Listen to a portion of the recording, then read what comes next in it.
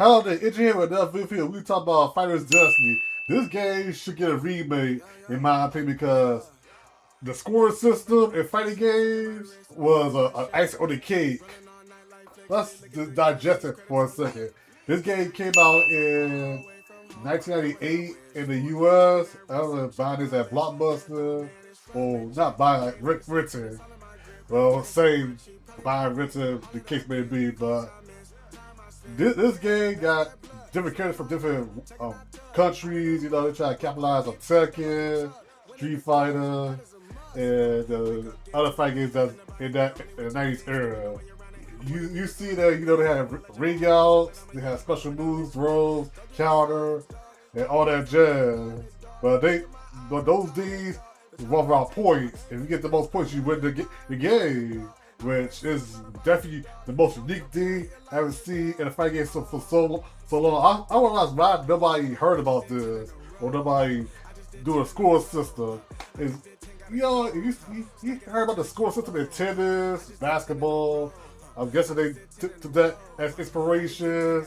And I know some critics said the polygons, the 2-button attack, and it's kind of flat. I thought the stages are cool and the uninspired characters. I like it so far. I love the game offer a challenge. It's very new to the 3D fighters in that genre.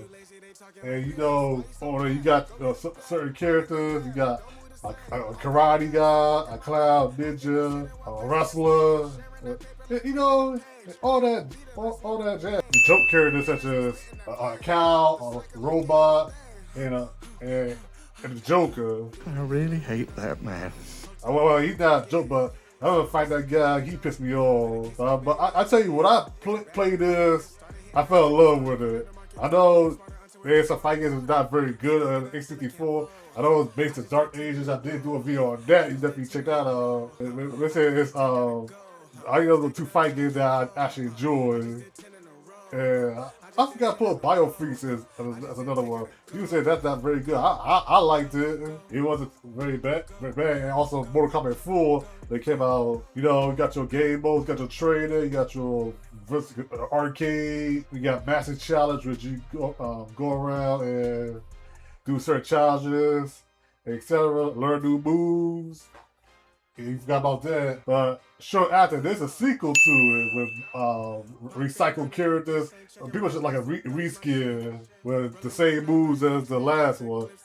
They didn't do much. But I know they have a guy like Dennis Rodman.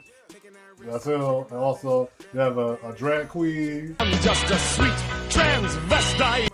Cherry, which in the US, he sounds like a woman, but in Japan, he sounds like a man. And you know, Nintendo don't play that back then. And it's just like the same mechanics as the first one.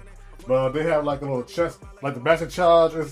It's like chess. You go through these spaces, you fight people, you game moves. It's the same thing. Definitely, I think Genki, I don't know if they still around. I know they known for racing games and others.